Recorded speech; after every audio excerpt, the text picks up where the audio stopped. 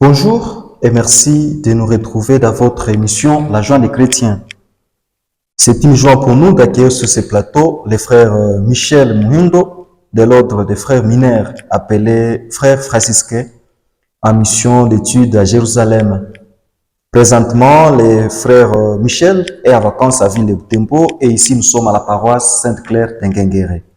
Dans cette émission, le frère Michel nous parlera de sa vocation, de son quotidien comme frère mineur et de son regard sur le christianisme à Jérusalem, avec tout ce que nous apprenons de cette zone, à savoir la guerre de Gaza en particulier. Donc nous accueillons sur ce plateau le frère Michel. Bonjour frère Michel. Bonjour monsieur le journaliste. Bienvenue dans notre émission et vous êtes les premiers frères mineurs que nous accueillons sur ce plateau. Pour nous, c'est une grande joie de vous accueillir aujourd'hui. Alors frère Michel, parlez-nous un peu de vous-même. Oui, justement, je suis le frère Michael Muhindo. Je suis frère mineur et d'origine, je suis de Butembo. J'ai étudié au collège Kampali et après, j'ai commencé la formation en 2010 dans l'ordre des frères mineurs. Et après le postulat à Bukavu, le noviciat à Lubumbashi, la philosophie à Kolwezi, j'ai été envoyé à Jérusalem en 2015 pour commencer la théologie, que j'ai terminée en 2019. Et j'ai été ordonné prêtre à Kitatumba le 4 juillet 2019. Et depuis 2019 à nos jours, je suis missionnaire à Terre Sainte, dans la ville de Jérusalem. Comment est née votre vocation à la vie religieuse? Ma vocation à la vie religieuse est née de l'éducation chrétienne que j'ai reçue de mes parents, de l'Église et de l'expérience que j'ai acquise dans la croisade eucharistique et de l'éducation aussi que j'ai reçue au collège pendant mes années d'études là, au collège Kambali, le collège Sepidis. Et votre rencontre avec les premiers franciscains? Oui, j'ai rencontré pour la première fois les franciscains, le frère Ilya Barizic, que nous appelons le frère Eli, et le frère Barthélemy Boulambo. Ils étaient à Kimbulu, paroisse Saint-Joseph Kimbulu, et ils y étaient arrivés en 2005. Et moi, je les ai connus en 2007. Je me rappelle bien la première rencontre avec le père Eli qui était chargé de vocation. C'était le 19 novembre 2007. Et lui m'a parlé de Saint François que je ne connaissais pas. Et de là est partie ma vocation à la vie franciscaine. Oui. Alors, Saint François que vous ne connaissez pas, sa vie vous intéresse aujourd'hui? Oui, la vie de Saint François m'a intéressé, m'intéresse toujours, puisque Saint François nous demande de vivre l'évangile de notre Seigneur Jésus-Christ dans l'obéissance. Donc, observer l'évangile de notre Seigneur Jésus-Christ dans l'obéissance, sans rien à propre et dans la chasteté. Et François a une priorité pour la minorité. Être mineur, c'est se mettre du côté des plus faibles de la société, des plus pauvres. Il a de la priorité pour les pauvres et nous vivons comme et avec les pauvres. C'est ce qui signifierait frère mineur. Oui, frère mineur, parce que la congrégation ou bien l'ordre franciscain est né pendant le Moyen-Âge et ce François s'est converti en 1206. Il a commencé le groupe, l'ordre, en 1209. Nous sommes dans le Moyen-Âge et la société était divisée à classes sociales. Il y avait la bourgeoisie, il y avait les mineurs, les artisans, les pauvres. Et Saint François a dit qu'il fait option pour la minorité, la classe sociale la plus faible de la société, et non la bourgeoisie. Il s'est mis du côté des plus pauvres, lui qui était riche, il s'est mis du côté des pauvres pour vivre avec eux et comme eux, puisque Dieu se réalise dans les pauvres. Nous venons à peine de célébrer Noël. Dieu s'est fait pauvre, il s'est humilié, lui qui était de conditions divines. Le Christ, Dieu s'est fait aide de nous, il a vécu comme nous, il s'est incarné. Donc c'est ça ce que François veut. le frère mineur est appelé à imiter le Christ, imiter son humilité et lui ressembler. Il y a en fait dans la vie de ces François quelque chose qui peut aussi nous retenir aujourd'hui, c'est être mendier. Hein, c'est pas dans les films de ces François ou même dans les livres que nous voyons toujours François qui mendie avec les autres frères. Est-ce que mendier est le quotidien des frères mineurs? François, avant la mendicité, il parle du travail. Le frère doit travailler avec ses propres mains.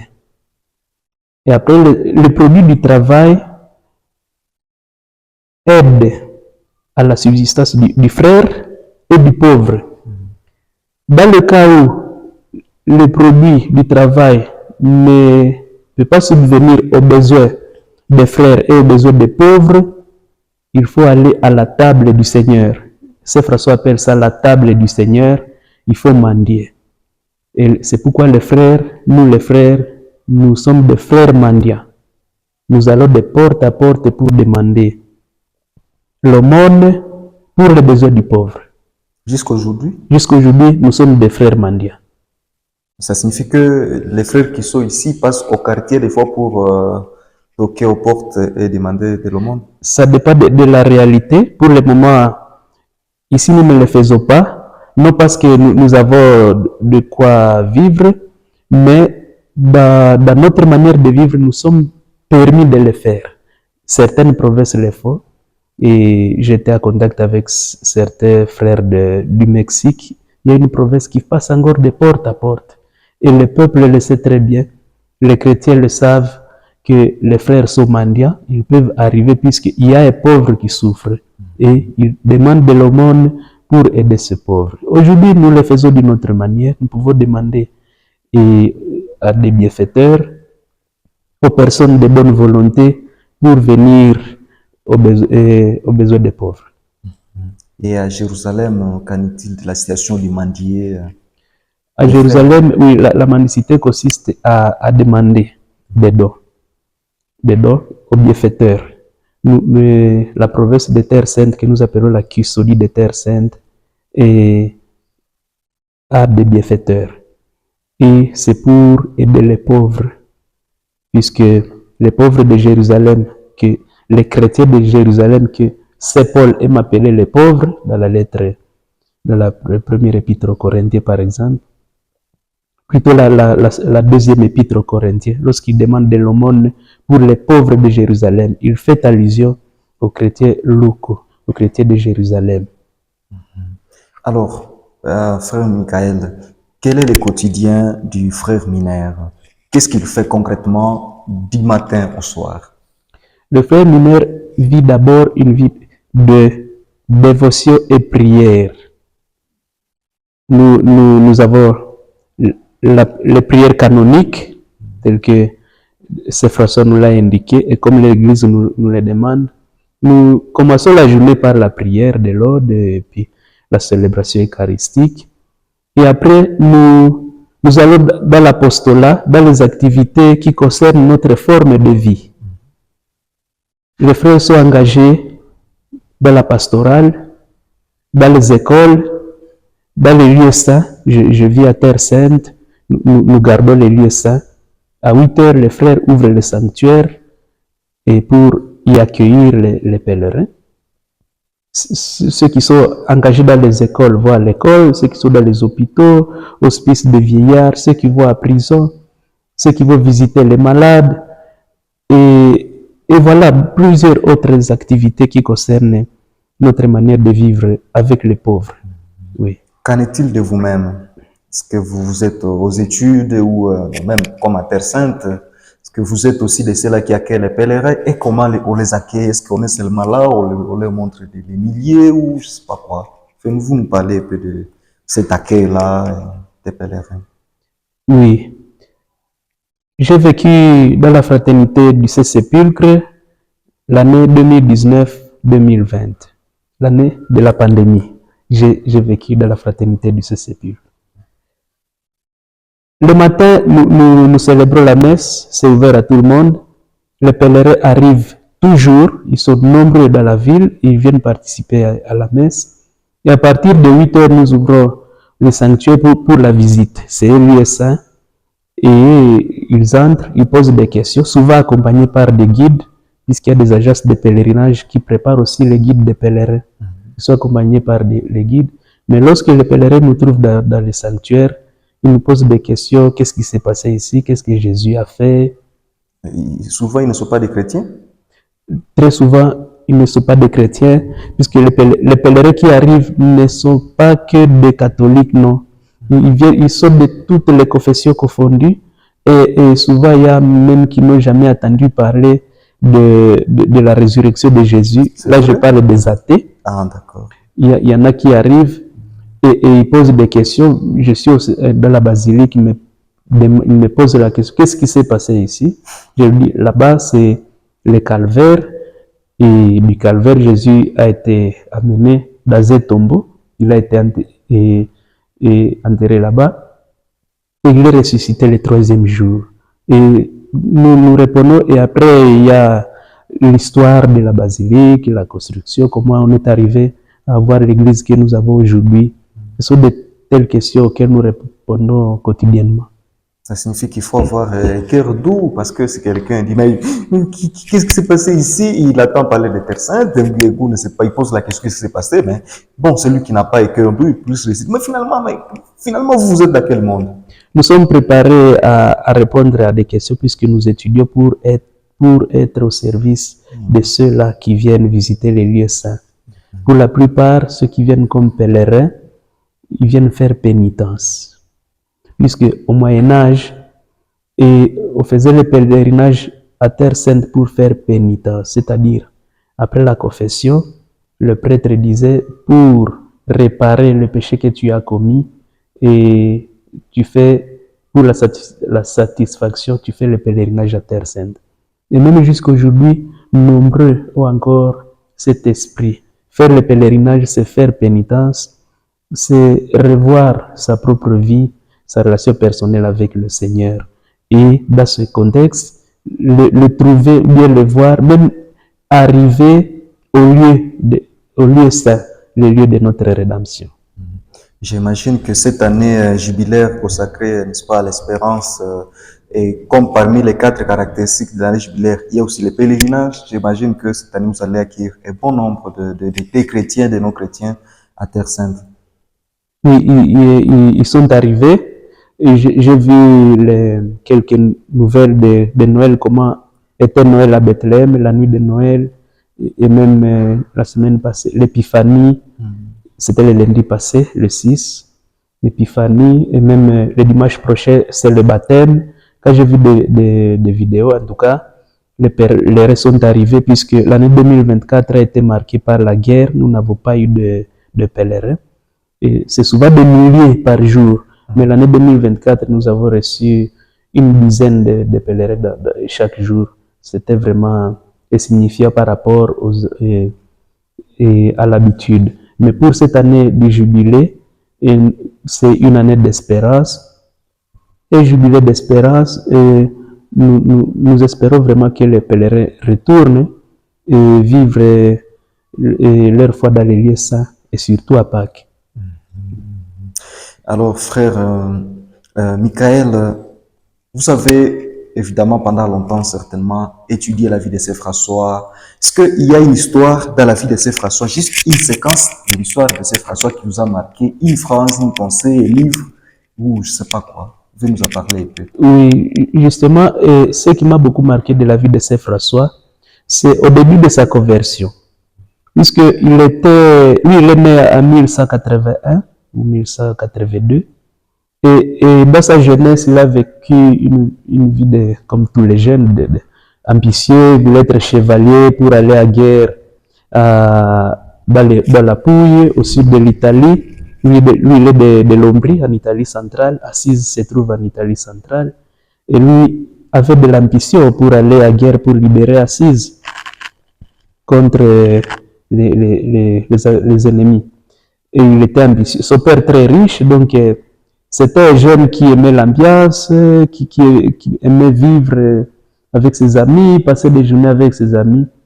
Mais à la fin, il s'est converti et le cheminement a commencé en 1206. Et un des événements qui m'a toujours marqué, c'est le dialogue avec le Seigneur lorsqu'il priait dans la petite église qui est sur la colline, qui surplombe la ville d'Assise. Il y a une petite colline. Sur cette petite colline-là, il y avait une église dont le patron est Damien, c'est Damien. Et François était entré, il a prié devant le crucifix, et c'est ça, comme celui-là, nous appelons ça le crucifix de Saint Damien, puisque le Christ souffra est sur la croix, mais en même temps, cela reflète aussi la résurrection. Donc la croix va avec la résurrection.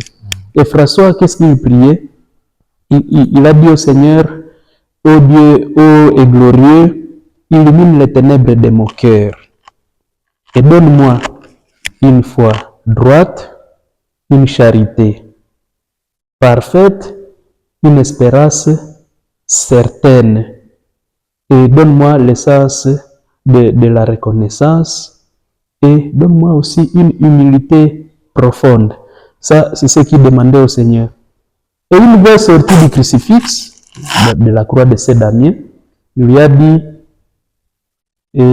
François, ne vois-tu pas que ma maison tombe à ruine? Va et répare mon église qui, comme tu le vois, tombe à ruine. Et lui, il a pensé aux édifices. François a passé à l'édifice, justement puisque c'était une petite église délabrée, c'est construit en 1103. Et nous sommes en 1206. Après un siècle, c'était délabré. Et lui a passé à l'église. Il a pris l'argent de son père. Son père était très riche. Et Pierre Bernardon était très riche. Il a pris l'argent de son père pour reconstruire cette église-là. Il est allé aussi reconstruire une autre église qui était dédiée à Sainte Marie des Anges. Cette fois-ci, au centre de la ville d'Assise, dans le mur d'Assise. Il a reconstruit aussi Sainte Marie des Anges à la Portionville et il a passé à ça. Mais le Seigneur lui demandait autre que ça.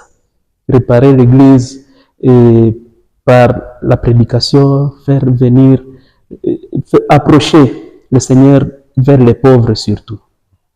Et c'est un événement qui m'a beaucoup marqué, la rencontre de François avec le Christ devant le crucifix de Saint Damien.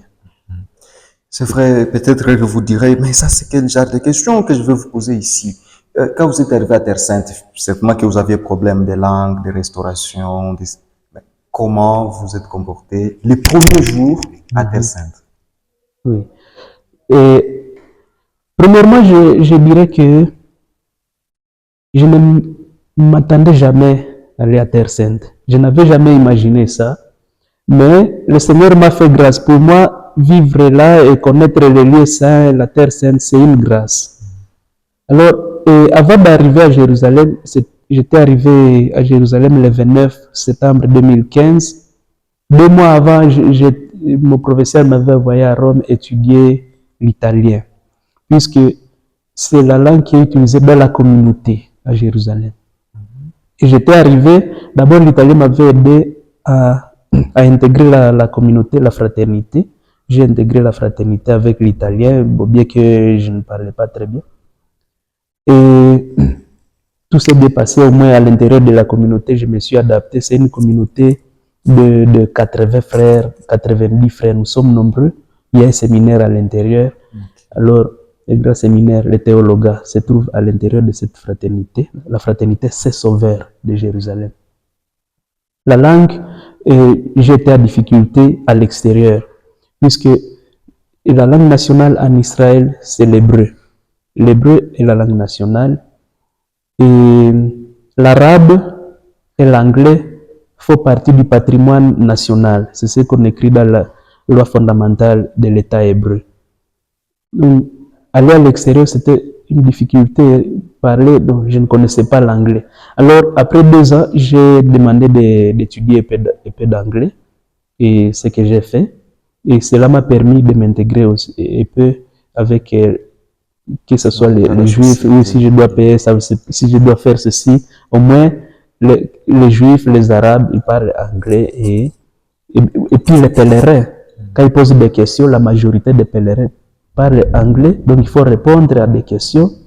Et au début, c'était un peu difficile, mais après, je me suis adapté de cette manière-là. Je n'ai pas encore appris l'arabe moderne, l'hébreu moderne, je n'ai pas appris ça, mais l'anglais m'a beaucoup aidé à me familiariser avec les gens. Par rapport au repas, bon, je suis dans la culture italienne. Dans notre communauté, nous avons une culture italienne. Et donc, le repas n'a pas été un problème. Je me suis adapté sans problème. Et c'est ainsi que je vais dépasser 9 ans pratiquement dans cette communauté-là. Oui. Alors, vous êtes à Jérusalem pour une mission d'études. Qu'est-ce que vous étudiez à Jérusalem? Oui, j'étudie les sciences bibliques et archéologiques. Et nous avons la faculté des sciences bibliques et archéologiques au Studium Biblicum Franciscanum, c'est le Biblicum franciscain de Jérusalem. Nous avons cette faculté. Mon supérieur m'avait envoyé étudier, c'était en 2020, à pleine pandémie. J'ai commencé en 2020 et l'année propédétique.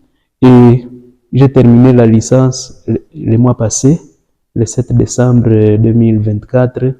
Donc la licence dure pratiquement 4 ans. J'ai étudié les sciences bibliques et l'étude de ces sciences-là m'a permis d'approfondir ou d'étudier l'hébreu biblique, l'araméen biblique, le syriaque, le grec biblique et l'araméen targumique.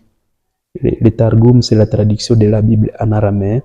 Nous avons étudié l'araméen de Palestine, l'araméen de Judée, l'araméen de Babylone. Donc, toutes ces langues-là nous aident à faire l'exégèse du texte. C'est pourquoi j'ai conclu la licence avec 2 mots. J'ai étudié 2 mots seulement, grec. 2 mots. Oui, Physia aineseos, à grec, et ce qui se traduit par... Cela se traduit par le sacrifice de louange. Sacrifice de louange. Et j'ai étudié ces 2 termes-là dans l'Épître aux Hébreux, chapitre 13, versets 7 à 19. J'ai étudié ces textes et avec la méthode, donc j'ai fait l'exégèse avec la méthode rhétorique. Oui, j'ai fait la méthode rhétorique et cela m'a permis de comprendre que le sacrifice de louange, c'est le sacrifice du chrétien. Le chrétien, c'est la manière dont le chrétien vit le sacrifice du Christ. Donc, il donne sa vie à Dieu et au prochain. Pour moi, c'est ça le sacrifice de louange, ce que j'ai compris. Alors, nous sommes très heureux, évidemment, puisque vous venez de nous parler aussi à quelques mots ou à bref de votre étude à licence. Et alors, le chrétien, évidemment, sa manière de vivre, en fait, ça doit être une manière de louange à Dieu et à ses frères et sœurs. Mais à Terre Sainte, vous l'évoquiez déjà, il y a la guerre qui dérange, la guerre de Gaza. Et nous attendons toujours déjà parler de cette guerre sur les médias internationaux. Parlez-nous un peu. Quel est votre regard sur le christianisme aujourd'hui à Terre Sainte à dépit de la guerre? Et le christianisme à Terre Sainte aujourd'hui, au milieu du conflit israélo-arabe, c'est une vocation. Être chrétien, c'est une vocation. Et les chrétiens qui sont restés, qui sont là aujourd'hui, ils savent que être chrétien, c'est un don de soi. Ils gardent à cœur l'identité chrétienne. Même le chrétien qui ne vient pas à la messe régulièrement, il a la croix sur lui, il porte la croix, ou bien il a même le tatouage, parce qu'il est chrétien. Au milieu, à côté de lui, il y a les juifs, il y a l'arabe, et il y a les musulmans. Alors, les chrétiens à Terre Sainte, en général, sont une minorité. 2% de la population israélienne sont chrétiens. La majorité sont des juifs et des arabes. Mais quand nous parlons des chrétiens, c'est 2% seulement de la population. Israël a 9 millions d'habitants. Donc 2% sont chrétiens. Et dans les 2%, c'est tous les chrétiens confondus.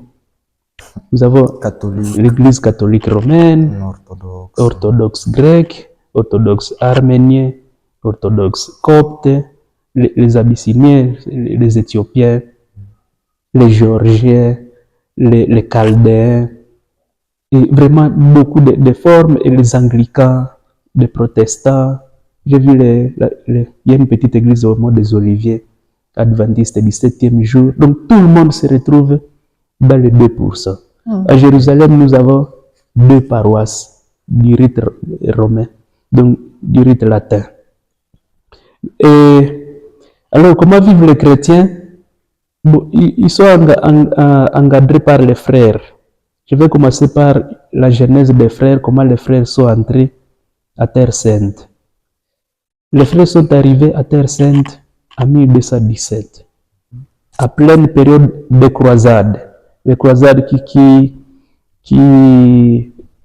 luttaient pour récupérer le tombeau de Jésus et les autres lieux saints. François avait envoyé les frères dans la province qu'il appelait la province d'Outre-mer.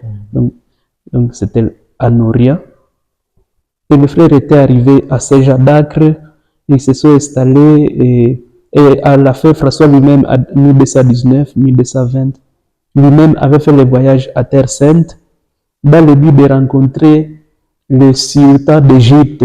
Donc la Terre Sainte, le Moyen-Orient était gouverné par un Égyptien qu'on appelait Melek Al-Kamel. Il était le sultan qui gouvernait jusque dans le territoire du Moyen-Orient, sur la terre de Jésus.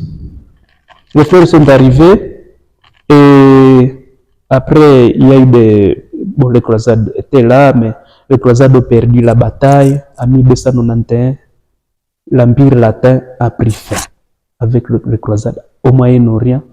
Les croisés sont rentrés, mais les franciscains qui étaient déjà là ont continué l'œuvre de l'évangélisation.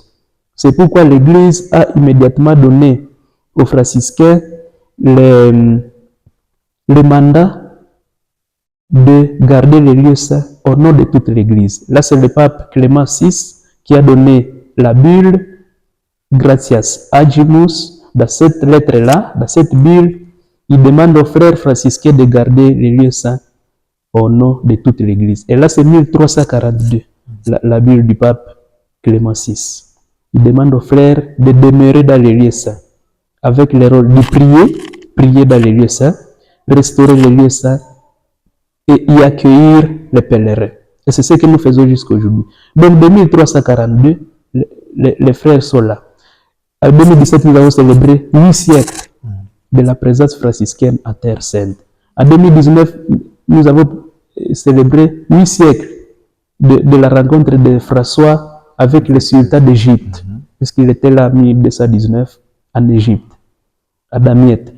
Et de cette manière-là, les franciscains, pendant les 8 siècles-là, l'Église de Terre Sainte a connu des persécutions, puisqu'au milieu, nous avons l'Empire ottoman, nous avons des Mamelouks, des musulmans.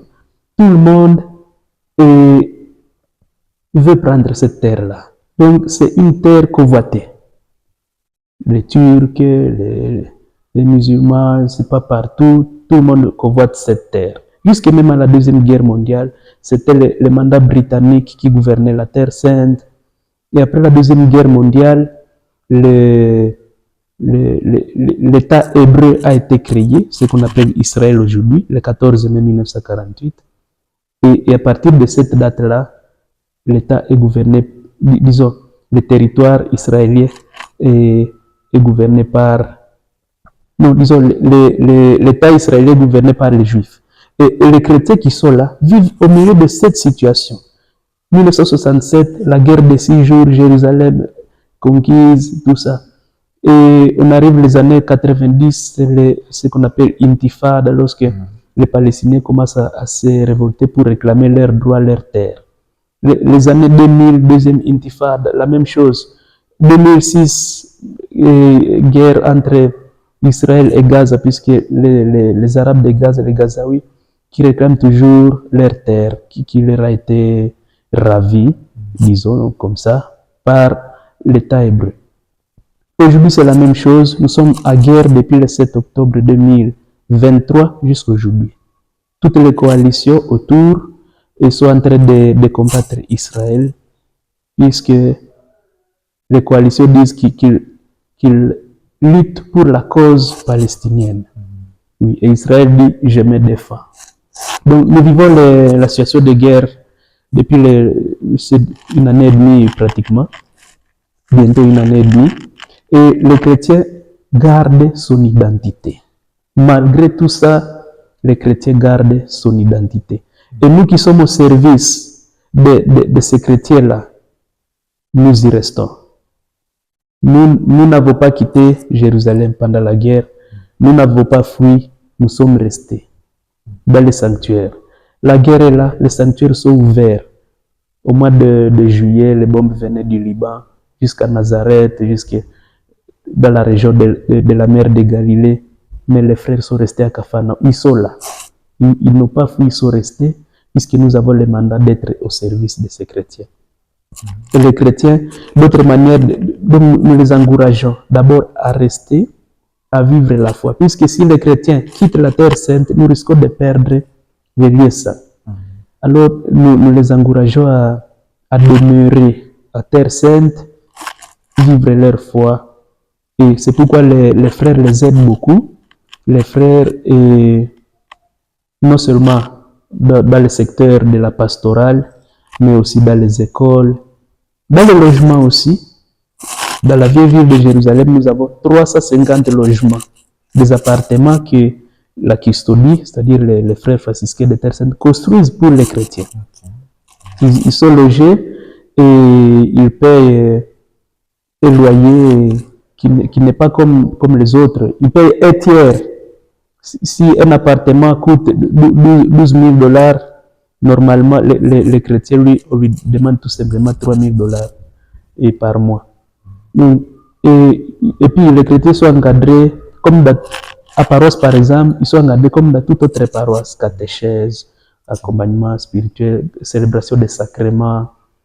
Et puis, il y a des écoles, nous avons des collèges, à Bethléem, nous avons un collège, Terra Santa College, du XVIe siècle.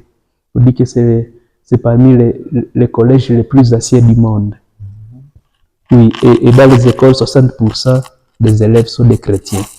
Mais on n'accueille pas que des chrétiens catholiques, mais aussi des orthodoxes, et des musulmans. Tout le monde convoite notre école, nos écoles, puisque ils aiment ça. Et puis, dans le domaine de la musique, nous avons un institut de musique grégorienne, et là on étudie. Et ceux qui viennent étudier dans l'école, ils ne sont pas que des chrétiens. Il y a des juifs, il y a des musulmans et des chrétiens qui étudient ensemble. C'est une école aussi qui a l'idéal de mettre les trois ensemble.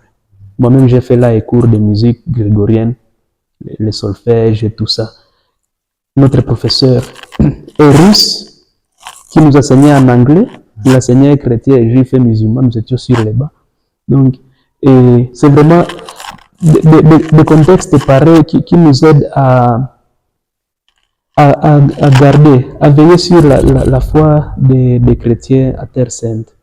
La paroisse de Jérusalem, paroisse Saint-Sauveur, et selon le curé, cette paroisse a environ 6 000 fidèles.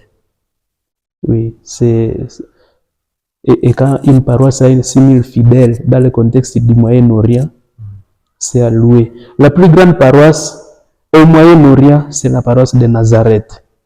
Ils sont très nombreux, je ne sais pas, 8 000 ou combien, mais c'est la paroisse la plus grande de Terre Sainte. Donc, les grandes paroisses que nous avons au Moyen-Orient, la paroisse de Nazareth, la paroisse de Jérusalem et la paroisse de Bethléem, du point de vue du nombre de fidèles. Et puis d'autres paroisses, c'est au Liban, à Jordanie, à Chypre et à Syrie. À bref, nous sommes dans 49 sanctuaires et 29 paroisses. Et puis des écoles, des collèges, des maisons d'accueil, de ceci. Et pour aider les chrétiens locaux, vous avez posé la question, comment vous faites la mendicité? Donc il y a les bienfaiteurs qui appuie les œuvres des Terres Saintes, mais il y a aussi la collecte du Vendredi Saint. Chaque chrétien du monde entier, quand il donne son offrande le Vendredi Saint, c'est destiné à la Terre Sainte. Et ça arrive. Ça arrive à destination, puisque chaque diocèse, chaque évêque et conduit ça jusqu'à Terre Sainte. Ça arrive. Donc, c'est vraiment un appel aussi, et que quand on donne une offrande pour la Terre Sainte, au lieu de sauver une vie de quelqu'un qui a vocation de demeurer à Terre Sainte pour garder l'identité chrétienne. Oui. Ah oui. Frère Michael, le temps ne nous permet pas d'aborder toutes les questions ou bien de bavarder pour votre émission à Terre Sainte. Mais je crois que prochainement, quand vous viendrez, vous serez encore le bienvenu sur ce plateau. Et surtout que nous serons très heureux d'attendre les bonnes nouvelles de la Terre Sainte que vous allez finalement expérimenter encore cette année, 2025, l'année d'espérance. Merci beaucoup, frère Michael. Merci, je vous remercie aussi. Je crois que avant de nous séparer, faut faire même gloire au Père, à Dieu pour ce que vous faites et pour ce que vous aurez à faire. Oui, justement, je vais finir avec gloire au Père et je commence par la prière de Saint François pour la paix. Seigneur, fais de moi un instrument de ta paix. Là où il y a la haine, que je mette l'amour. Là où il y a l'offense, que je mette le pardon. Là où il y a la discorde, que je mette l'union. Là où il y a l'erreur, que je mette la vérité. Là où il y a le doute, que je mette la foi. Là où il y a le désespoir, que je mette l'espérance. Là où sont les ténèbres, que je mette la lumière. Là où il y a la tristesse, que je mette la joie. Seigneur, que je ne cherche pas tant à être consolé qu'à consoler, à être aimé qu'à aimer, à être pardonné qu'à pardonner. Car c'est en pardonnant qu'on reçoit le pardon. C'est en s'oubliant qu'on se retrouve soi-même. C'est en mourant qu'on ressuscite à l'éternelle vie. Amen. Gloire au Père et au Fils et au Saint-Esprit, Mon Dieu, qui est, qui était, qui vient, pour les siècles des siècles. Amen. Merci beaucoup, frère Michael. Merci beaucoup, chers téléspectateurs, de nous avoir suivis. Nous vous proposons un prochain rendez-vous la semaine prochaine. Au revoir et bon retour au Père Michael. Merci beaucoup, messieurs les journalistes. Merci beaucoup. Au revoir. Au revoir.